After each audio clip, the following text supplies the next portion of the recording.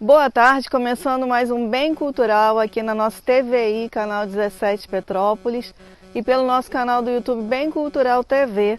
Aproveite e se inscreva lá para acompanhar os outros programas que nós já fizemos nesses 11 anos de trajetória. E mais uma vez estamos aqui gravando em home office. O programa de hoje ele traz uma reflexão muito importante sobre as nossas questões ambientais, o nosso cuidado com o meio ambiente devido a esse ocorrido aqui na Serra dos Órgãos, aqui na nossa cidade, no entorno da nossa cidade, que devastou hectares e hectares de vegetação.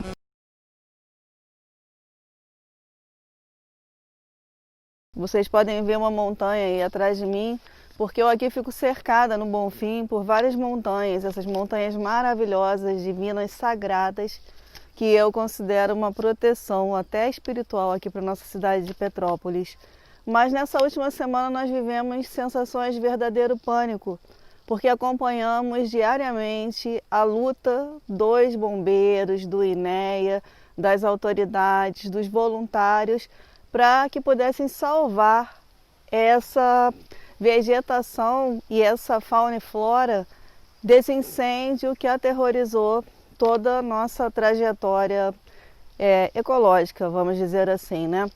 E nós vamos agora receber algumas pessoas que vão falar sobre esse assunto, mas quero dizer assim do quanto consternada ficamos aqui na vizinhança, acompanhando as dezenas de voltas diárias de um helicóptero do Corpo de Bombeiros tentando levar um pouco de água para que fosse minimizado essa tragédia, que na verdade não é uma tragédia natural, porque foi causada acidentalmente ou culposamente, ainda não temos aí uma definição sobre a interferência do homem.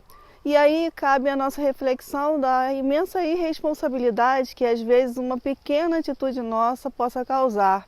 Se foi um balão, se foi uma fogueira, deixada para trás algum resíduo, algum lixo que foi deixado para trás lá no parque, já que o parque está fechado durante a pandemia, mas de qualquer forma foi uma irresponsabilidade do homem.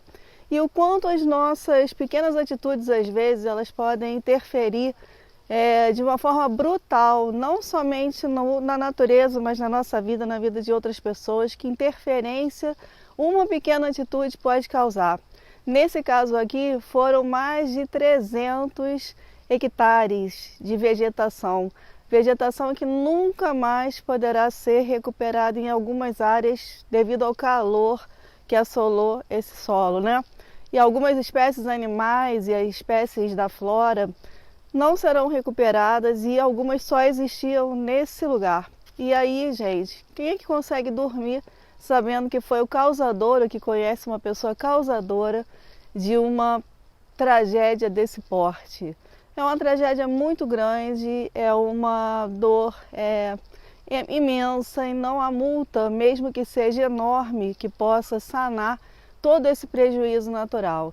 Nós que já vivemos aí essa tragédia da pandemia, ainda temos que enfrentar uma tragédia como essa e às vezes causada por uma irresponsabilidade. Conforme nós vamos escutar aí de algumas autoridades, alguns especialistas, nesse mesmo programa e nesse mesmo bloco, esse mês de agosto é o pior mês, é o mês em que a gente não devia nem estar frequentando lugares como esse, porque é o mês que tem a maior seca, é o mês que menos chove e é o mês que podem acontecer essas queimadas. Nós já ficamos sabendo aí nessa matéria de hoje mesmo que outras queimas já vieram a acontecer, mas não com esse porte. Então, gente, vamos aí ter responsabilidade. Aonde a gente for, a gente tem que conhecer a nossa cidade sim, passear, fazer trilha, estar frequentemente em contato com a natureza, mas traga o seu lixo é sua responsabilidade. Apague o fogo que você deixou para trás, não solte balão, isso é uma cultura que já passou. Nós não temos que crucificar as pessoas que fizeram coisas erradas no passado, às vezes inconscientemente, e não sabiam que estavam prejudicando as pessoas e o meio ambiente. Mas nós não devemos repetir os mesmos erros e a gente tem que incentivar pessoas ao nosso entorno que tenham uma nova cultura para viver, uma nova cultura coletiva, uma nova cultura de responsabilidade. Então, essa coisa de balão era muito bonito, a gente cantava Cai Cai Balão, cai aqui na minha mão, mas isso já passou, como já passou essa coisa de bullying, de ficar brincando com as pessoas, com atitudes racistas, homofóbicas, isso aí já passou. Nós estamos num outro tempo, numa outra cultura, e é aqui que a gente tem que desenvolver o legado que nós vamos deixar. Eu lamento profundamente, nós ficamos aqui vivendo isso, mas não somos nós. Imaginem a fauna e a flora. Quantos animais ficaram perdidos, sem moradia, foram mortos nessa tragédia? Como é que a gente convive com essa sensação de luto que nós temos que olhar para essas montanhas tão bonitas e conviver com elas?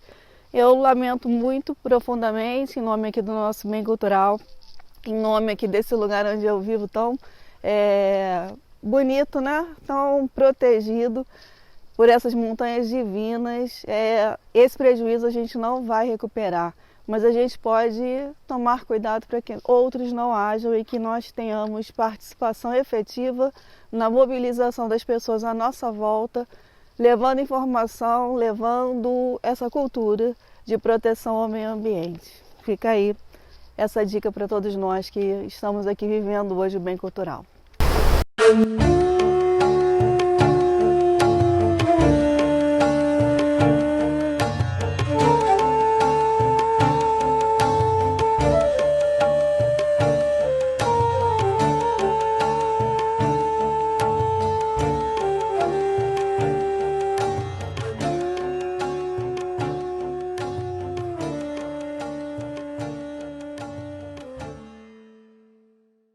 E agora a gente vai escutar aí os depoimentos do Leandro Goulart, que é um analista ambiental responsável aí pelo ICMBio Teresópolis.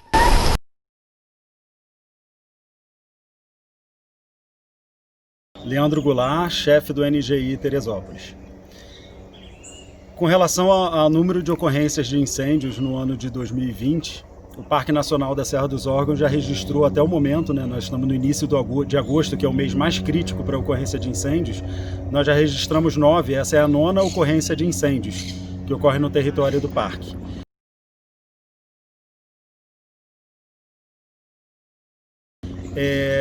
Os outros 8 incêndios que ocorreram foram mais na zona de amortecimento, no entorno direto da unidade de conservação.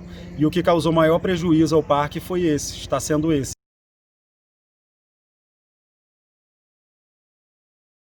É muito difícil a gente saber a causa do incêndio sem que seja feita uma perícia, né, específica para esse fim.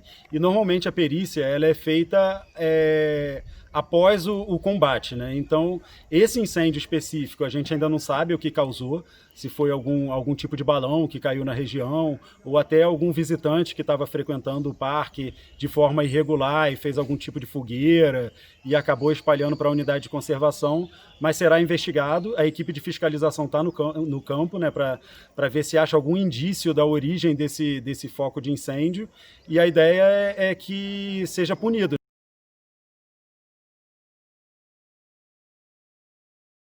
Tem a legislação ambiental que já prevê uma multa que é de acordo com o número de hectares queimados, cerca de R$12.000 por hectare, então é uma multa pesada, né? E a gente pede às pessoas que porventura estejam frequentando áreas naturais, não o parque, porque o parque está fechado, mas que não façam de forma alguma, no mês de agosto, o uso do fogo, porque é muito perigoso e causa um prejuízo muito grande para a conservação e uma mobilização muito grande de pessoas, um esforço muito grande para poder apagar esse fogo. Então, é muito importante que não façam de forma alguma o uso do fogo, que qualquer fagulha corre o risco de causar um grande incêndio florestal.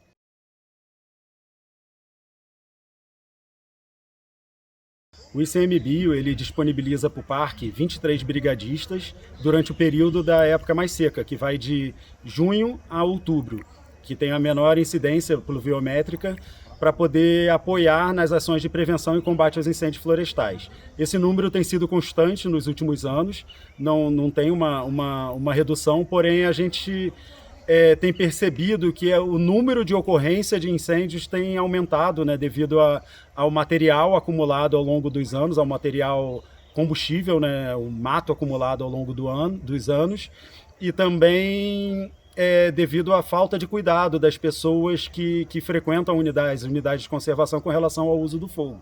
Então esse número às vezes tem se tornado insuficiente. Porém, nesse combate específico, nós estamos contando com o apoio de diversas instituições, né? O Corpo de Bombeiros está presente, o INEA, vários outros órgãos que estão dando esse apoio, e a ideia é que a gente saia vitorioso aí com relação ao fogo.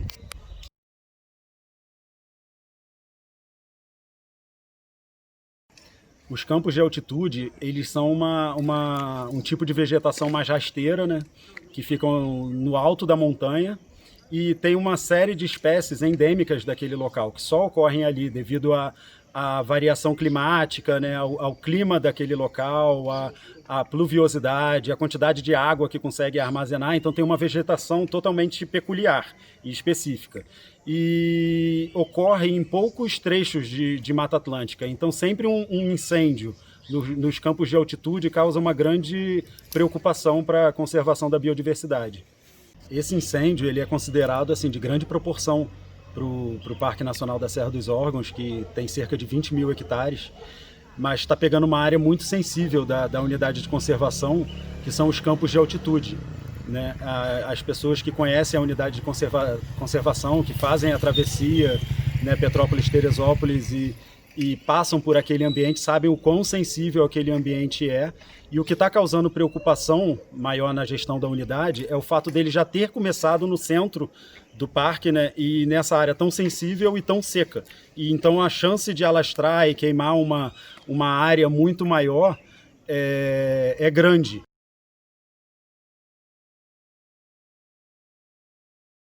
Jorge Nascimento, analista ambiental, lotado no NGI ICMBio Teresópolis. Esse evento de incêndio que a gente está acompanhando agora, na região dos Castelos do Açu, do Abrigo do Açu, no Parque Nacional da Serra dos Órgãos, ele tem algumas características específicas que valem a pena destacar. Primeiro, ele começou na alta montanha, que é raro e para nós é muito prejudicial porque a gente não tem como combater antes dele chegar lá. Por que isso é importante? Na parte dos campos de altitude, principalmente, existem muitas espécies herbáceas, muitos capins nativos, e eles pegam fogo com muita facilidade. Então o fogo avança muito rápido, né, e fica difícil de controlar. A equipe da brigada conseguiu fazer um controle muito legal na área onde é mais rica, né, que são as vertentes de Guapimirim e de Magé, que são as vertentes oceânicas, então são as vertentes mais úmidas. A vertente de Petrópolis, que foi a que pegou mais fogo, é a vertente mais seca e é que tem uma biodiversidade menor e mais conhecida. Essas vertentes de Guapimirim e Magé são pouco conhecidas e lá já são conhecidas algumas espécies bem raras e ameaçadas de extinção, como o Lipalgus condita, que é a saudade de asa cinza, e o Glasiophyton mirabile, que é uma espécie de capim nativo muito rara, né, e que tem em poucas regiões aqui no estado do Rio de Janeiro.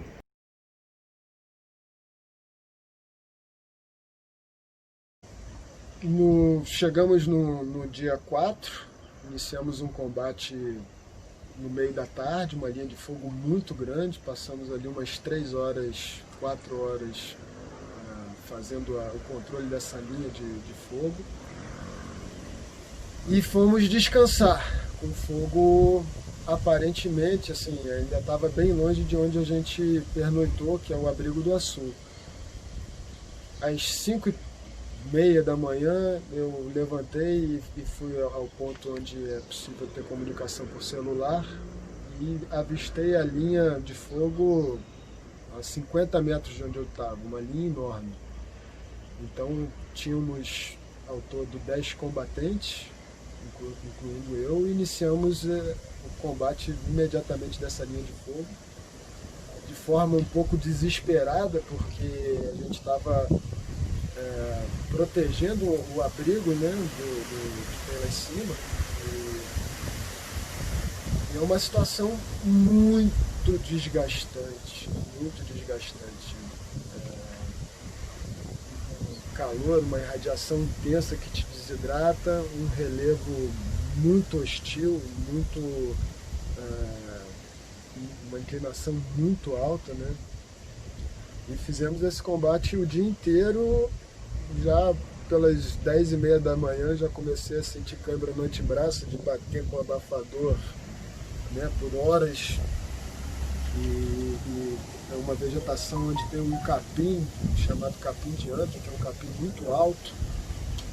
Então você precisa fazer muita força para conseguir ir apagando o fogo, né, a linha de fogo que está nessa vegetação.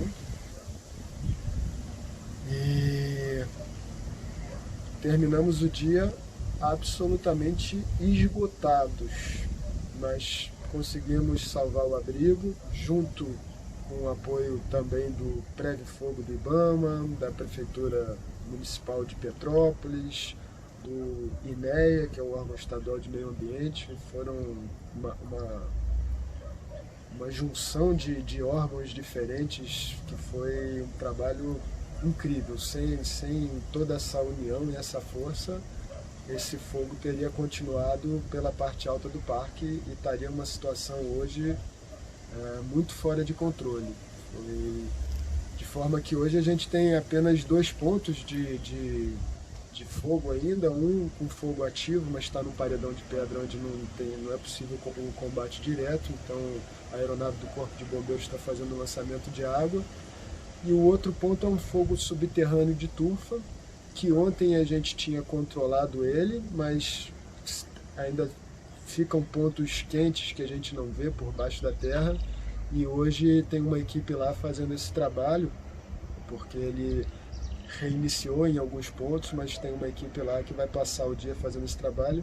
E eu acredito que a partir de hoje esse fogo vai estar extinto, restando só o monitoramento da área para não correr o risco que tem algum ponto ainda quente, que tem uma reignição e esse incêndio tenha continuidade.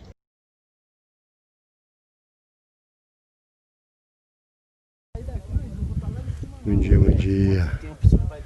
Estamos aqui nos Castelos do Açu, Parque Nacional da Serra dos Órgãos, Teresópolis.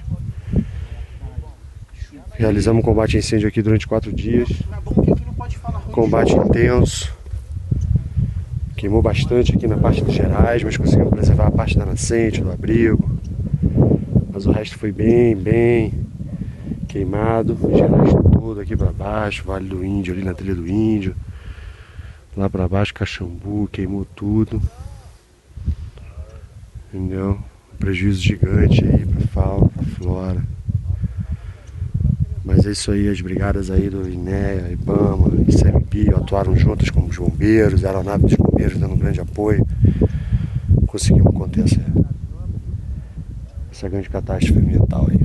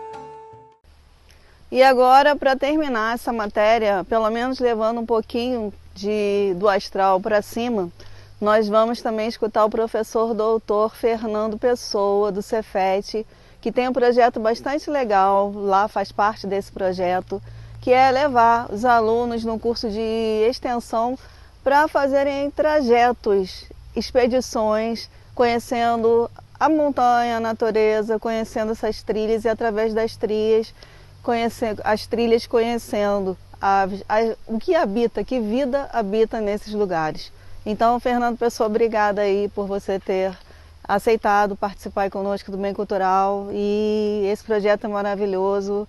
Nós temos realmente que incentivar as pessoas a estarem em contato com a natureza, e eu tenho aqui o maior prazer de pelo menos fechar com esperança que outras pessoas amem a natureza e não causem o que a gente está vendo que foi causado na outra semana. Olá pessoal, meu nome é Fernando Pessoa, sou professor do Cefet RJ Campus Petrópolis. Desde já gostaria de agradecer a oportunidade de participar do Bem Cultural e poder expor um pouco das atividades que nós desenvolvemos em nossa instituição. No Cefet eu atuo em 2 cursos, que é o curso técnico em telecomunicações integrado ao ensino médio, curso que atualmente eu estou como coordenador, e também no curso de graduação em bacharelado em turismo. Tá? Bom, além disso, nos últimos anos eu venho dedicando minhas pesquisas à temática geodiversidade e interpretação ambiental em trilhas, que é o assunto que eu desenvolvi durante o meu doutorado, defendido ano passado, 2019, no programa de pós-graduação em Geografia da Universidade Federal do Rio de Janeiro. Bom, com base nisso eu gostaria de apresentar aqui para vocês um pouco do nosso projeto de extensão, Expedições do Cefet RJ Campus Petrópolis, que é um projeto que ele existe de maneira contínua, né? Suas atividades ocorrem de maneira contínua desde o ano de 2015/2016, e ele surge principalmente pelo destaque que nossa instituição tem no município em que ela está localizada. O município de Petrópolis tem um destaque muito grande em termos ambientais, seja pela quantidade de remanescentes florestais do bioma Mata Atlântica, e além disso, boa parte, né, dessas áreas naturais protegidas por unidades de conservação, dentre as quais nós podemos citar, por exemplo, o Parque Nacional da Serra dos Órgãos, que tem uma parte dele em Petrópolis, a Reserva Biológica de Araras, quase sua totalidade no município de Petrópolis, e também a área de proteção ambiental de Petrópolis. Bom, o objetivo do projeto Expedições, principalmente, é o seguinte: a partir de uma equipe multidisciplinar, que tem professores, né, de geografia, professor de educação física, professor de matemática, professor da área de computação e outros, né, que atuam enquanto parceiro dos projetos, trabalhar a temática saúde e conscientização ambiental, mas nas trilhas, né? Então, as nossas atividades, elas são desenvolvidas em trilhas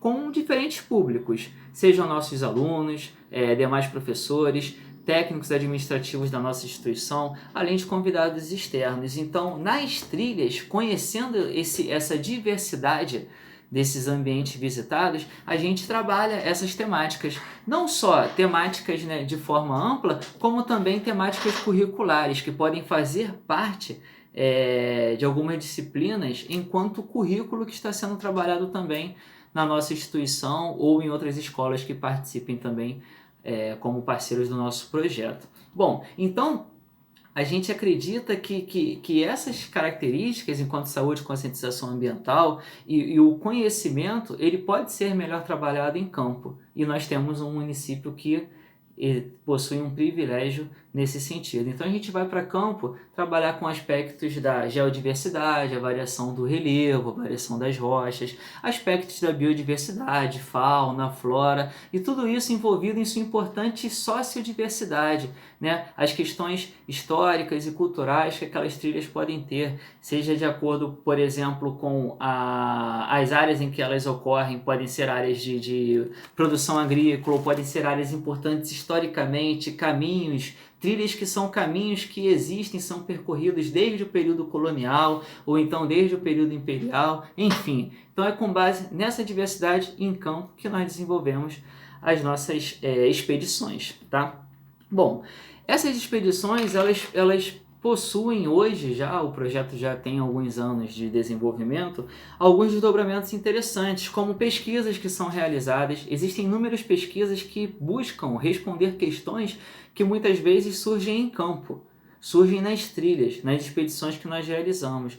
E muitas dessas questões surgem mesmo com os alunos, ou seja, com os alunos, eles que estão ali junto conosco elaborando essas questões e que depois, de certa forma, também tentam desenvolvê-las em projetos de ensino, pesquisa e extensão, além de diversos eventos científicos que a gente vem participando. Bom, um desdobramento interessante também que a gente está, a partir de agora, avançando na parceria com escolas municipais, para que a gente possa levar essa temática, esse tipo de atividade em parceria com algumas escolas municipais também, e aí desenvolver atividades com trilhas próximas a essa escola, e desenvolvendo toda essa cultura, né, do montanhismo, que é uma cultura tão forte historicamente no município de Petrópolis, tá? Além disso, um desdobramento muito importante é a parceria que nós, enquanto instituição, desenvolvemos com algumas unidades de conservação, com destaque, por exemplo, ao Parque Nacional da Serra dos Órgãos, que tem uma importância muito grande para o sucesso das atividades que nós realizamos, muitas delas dentro do território do Parnaso. Bom, quem quiser conhecer um pouco mais do projeto, nós temos registros em nossas redes sociais, então existe o perfil do Expedições Cefet no Instagram, Facebook e também no YouTube, e nós ficamos aqui disponíveis também para qualquer contato ou coisas do tipo. Valeu!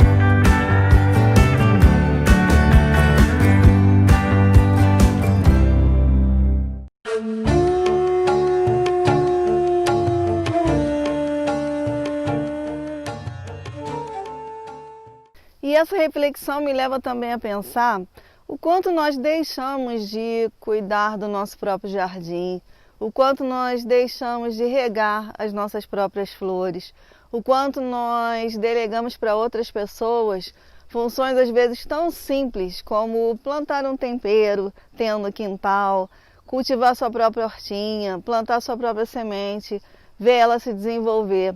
Cuidar do nosso entorno, cuidar do nosso ambiente, separar o nosso lixo, dar destino para o que a gente não quer mais, fazer circular essa energia, o quanto nós temos sido responsáveis ou irresponsáveis pelo nosso meio ambiente.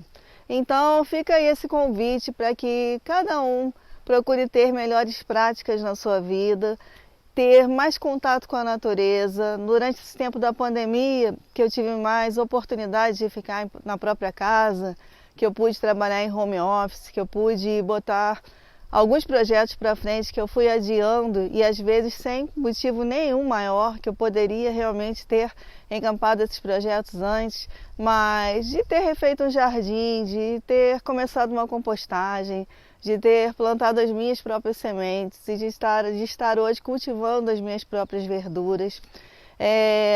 um pouquinho de tempo que a gente dedique ao dia, no nosso dia, para essas pequenas práticas, faz um bem enorme para o nosso coração, para a nossa vida, para a nossa rotina.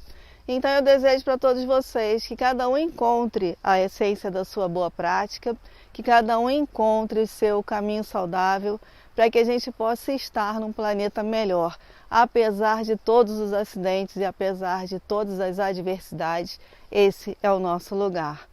Então vamos seguir aí com o nosso Bem Cultural de hoje.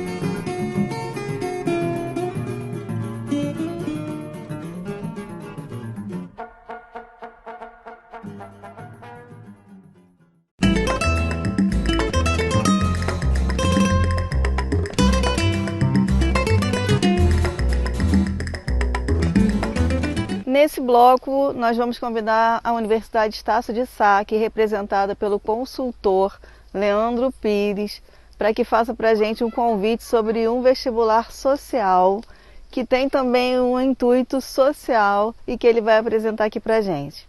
Vamos assistir? Fala aí pessoal, tudo bem? Meu nome é Leandro, eu sou consultor da Universidade Estácio Petrópolis. Estou aqui hoje para fazer um convite imperdível para você que tem um sonho de cursar um ensino superior. Na próxima sexta e no próximo sábado, dia 7 e dia 8, a Estácio promoverá um mega vestibular solidário. Com 70% de desconto no primeiro semestre e 50% no restante do curso, você pode dar início ao seu sonho e ajudar o próximo. Se você estiver se perguntando como que você pode ajudar o próximo, é simples. Os candidatos que se inscreverem para esse mega vestibular solidário e doar 1 quilo de alimento não perecível, a Estácio vai dobrar a sua doação e destinar às pessoas que estão precisando nesse momento difícil que estamos atravessando. Para maiores informações, entre em contato com o número que está aparecendo aí na sua tela. Ficou interessado? Partiu, Estácio!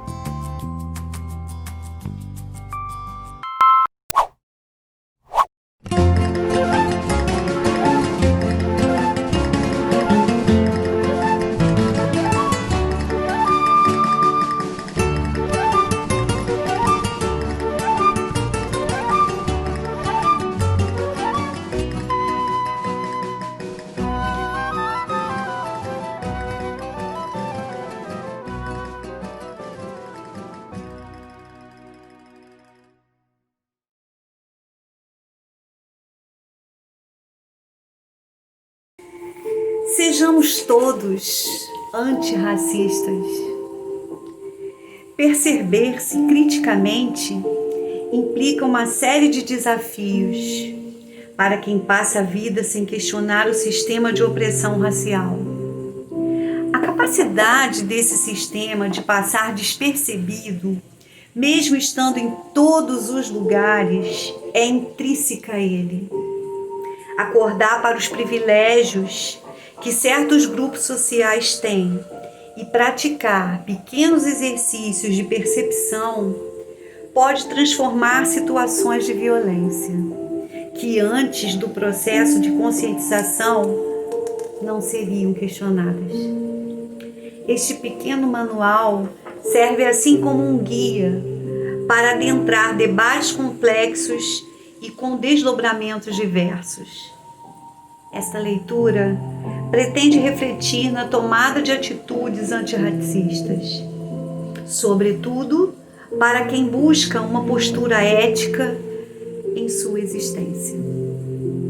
Claro que há diferentes modos de percepção dos temas aqui tratados, assim como ocorre com o movimento feminista. O movimento negro não é homogêneo e tem profundas discordâncias internas. Portanto, este manual está longe de querer esgotar qualquer assunto. Pessoas brancas devem se responsabilizar criticamente pelo sistema de opressão que as privilegia historicamente, produzindo grandes desigualdades. E pessoas negras podem se conscientizar dos processos históricos para não reproduzi-los. Este livro é uma pequena contribuição para estimular o autoconhecimento e a construção de práticas antirracistas. Uma dica literária. Pequeno Manual Antirracista, de Jamila Ribeiro. Sejamos todos antirracistas. Vou fechar esse programa de hoje ainda nessa paisagem tão bonita aqui da nossa cidade de Petrópolis, paisagens que às vezes a gente não frequenta, que a gente não se apropria e que a gente, por isso, talvez nem cuide tão bem quanto deveríamos cuidar. Somos todos fiscais desses lugares onde vivemos, fiscais do lixo dos lugares que nós produzimos, somos fiscais aí do futuro que pretendemos poder viver e deixar para as futuras gerações desse lugar tão bonito onde vivemos. Termino aqui o Bem Cultural, desejo a todos uma ótima semana e nos vemos na terça-feira que vem.